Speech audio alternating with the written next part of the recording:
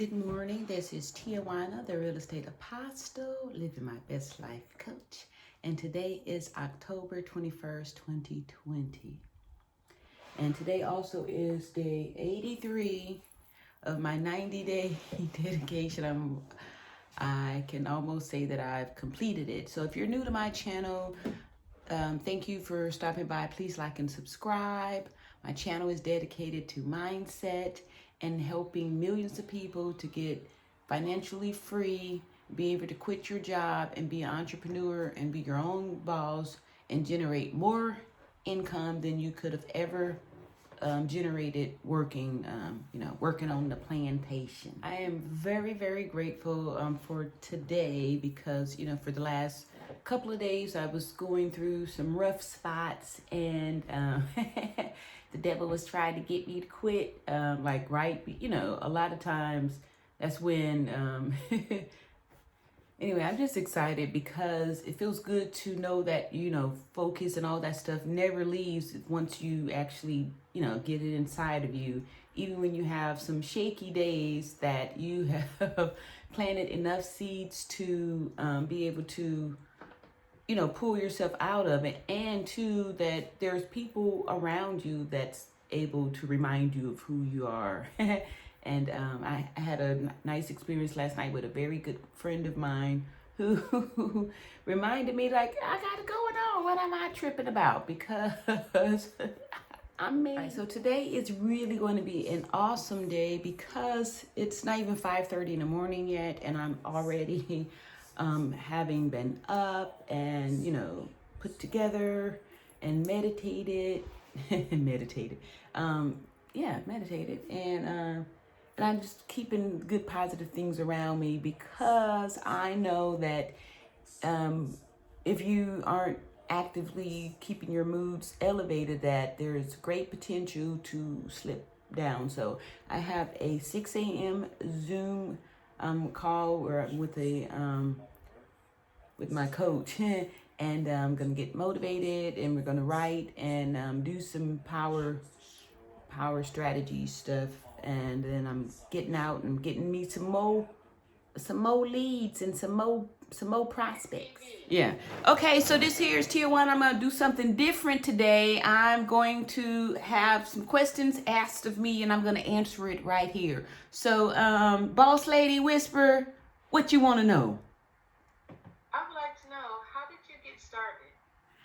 Well, I got started because I had a burning desire to stop being a slave. I had connected the thought of working with modern day slavery because I felt like, back when we were slaves, we had to work and then they gave us food and shelter in exchange, not in exchange, but, they had to feed us and stuff and give us a place to stay. So we got food and shelter in exchange for this work.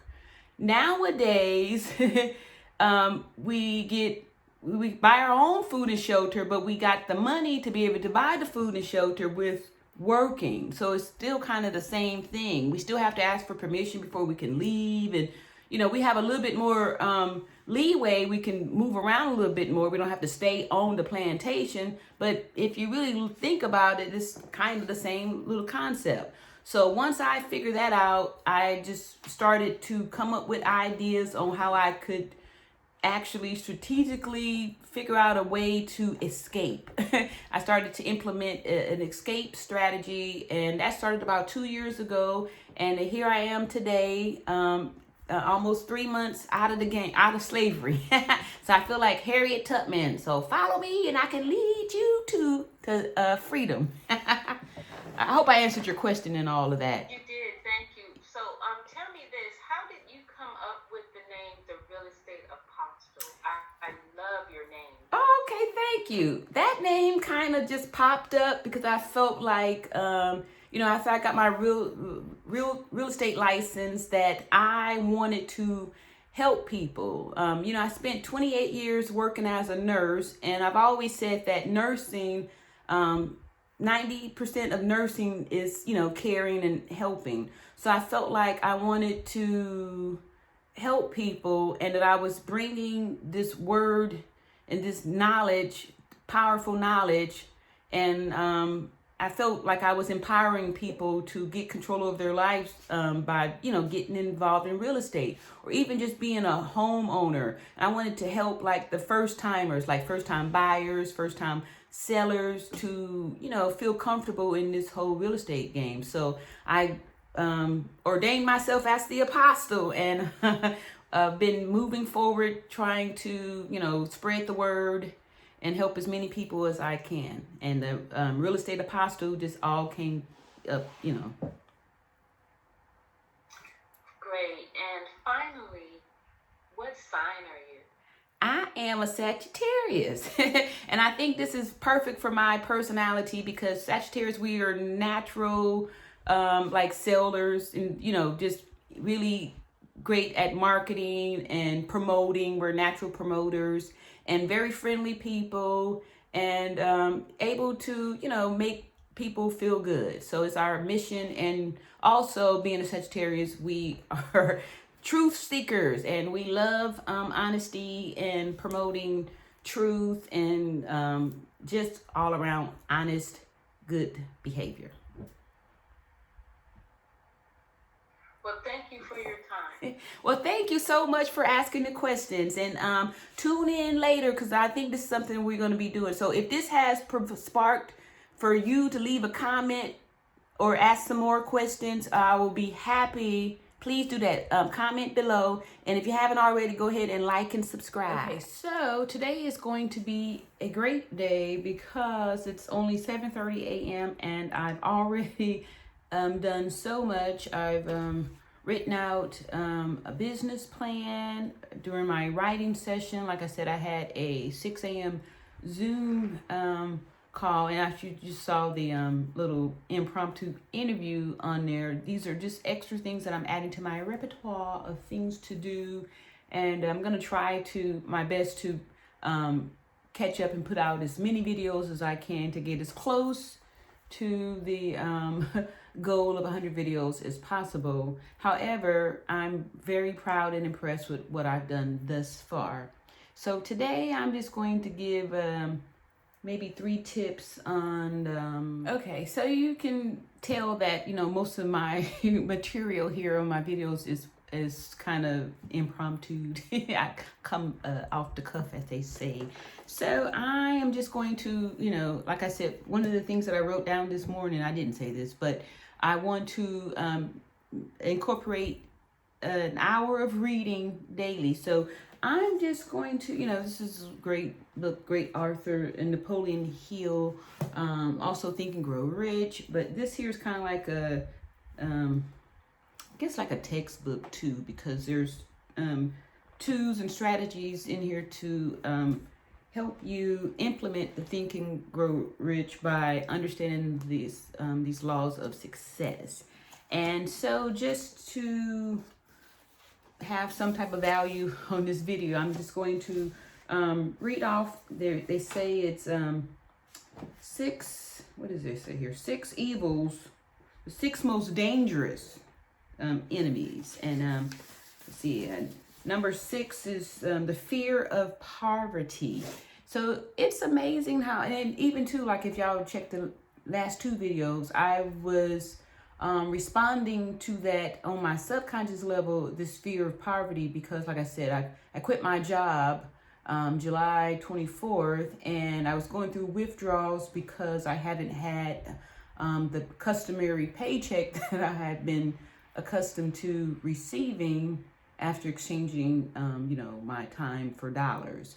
So, and that was me defeating, one of these fears, like the top, number 6 is fear of poverty. Fear of old age. So a lot of people do fear getting older, and what happens is like fear could be paralyzing. A lot of times people just don't even try, they just kind of resolve themselves to say, I'm old or I'm settled. Actually, I had an old friend or an old coworker made a comment as far as like pretty much what's the purpose of trying? I'm already old, and in her early 50s. That's not old to just give up and just go, what are you just waiting for, waiting to die? So, you want to overcome that fear of old age. And number 4 is the fear of ill health. Yeah, a lot of times people, and it's amazing because if you've got a healthy mind and keep it positive, it's very hard for your brain to even accept sickness and ill health because, you have your aura kind of boosted up and you're staying positive and you're keeping the faith and all that stuff. So that fear you will be able to eliminate, fear of ill health. But a lot of people spend a lot of time, worrying about bad health. And let's see here, I lost track. See, this has to be, number 3. Number 3, the fear of loss of love or loss of someone. I don't even know what to say on that one, but probably because I really don't. This is a very dangerous fear to have, the fear of losing somebody, because this is the type of fear that drives people to be possessive and jealous and do all that kind of stuff. So you want to even be careful that you're not even interacting with people that's functioning under that fear. That's very dangerous. These are like the narcissists and those kind of people. So be very, very careful. Number 4 is the fear of criticism. So that's funny because, you really should try to focus on not giving a hoot about what people think about you, because fear of criticism really stops you from even trying to accomplish your goals because you're worried about what other people are thinking. So don't let that be a fear that controls your life. Otherwise, you'll just be in the same space you was last year. So don't care about a fear of criticism. Let them talk. Just don't care about it. That way you won't have a fear if you don't, if you don't care. And number 1 is the fear of death.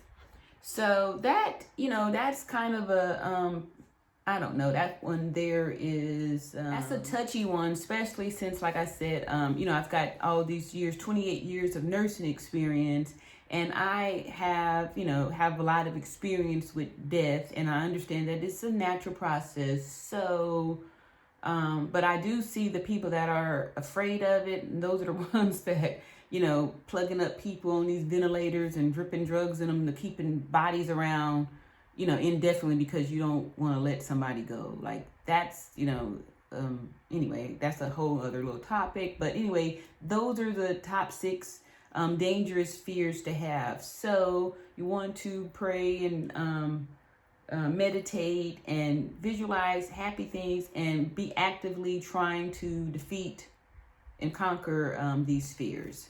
And you can do it. And here's some, like I said, this is a great book here.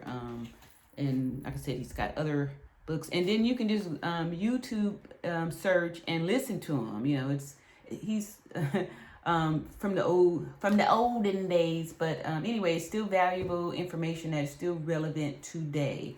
So anyway, this is going to be video number 1 for today. And it's, like I said, it's only 7:40. So look forward to seeing another one from me. And actually, there's one that's premiering right now because I scheduled it. So thanks for listening to me. And I'll talk to y'all later. Bye.